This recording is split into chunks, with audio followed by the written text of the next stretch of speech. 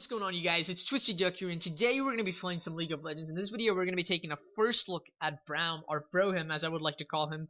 I did play a few games with him on the PBE to kind of get a feel for how he plays out in the game, but before we do talk about all of that stuff, first we'll take a look at his abilities and how to use them. So without further ado, let's get started. His passive is called Concussive Blows. Only Braum can initiate his passive. What I mean to say by this is he can apply the first stack of the passive, but his teammates can later on further apply more stacks, and then on applying the fourth stack of the passive, Braum will stun the enemy champion, and he will deal a bit of magic damage to the champion.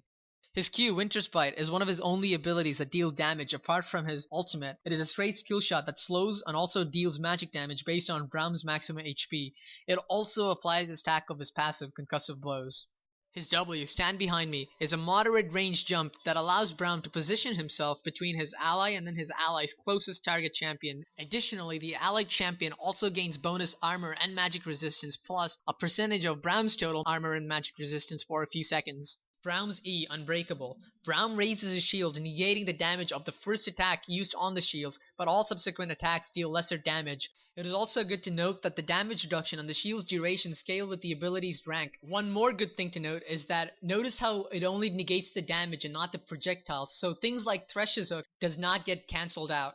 And finally, his ultimate, Glacial Fissure. What it does is it is a long skill shot which deals magic damage and also knocks up enemies that are caught inside of it, and leaves behind a trail that slows enemies.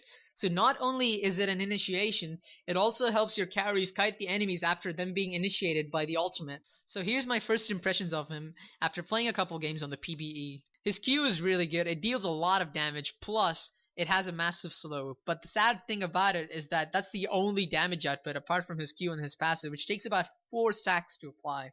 And him being melee can make it so that he can get out-traded.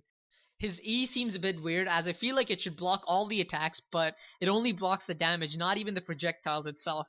But one of the coolest things about the E is that even if you do mess up, you can reposition your shield by using your W onto a target allied champion or a target allied minion and helping them that way. In terms of tankiness, he scales really well. He's really hard to kill as he gets super tanky, and not to mention his W also benefits from him being tanky.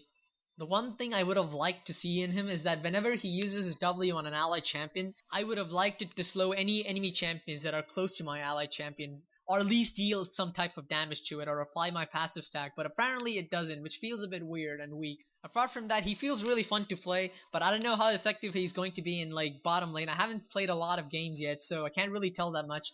But yeah, that's pretty much it for this video. I want to thank you guys for watching, and I will see you next time. Peace.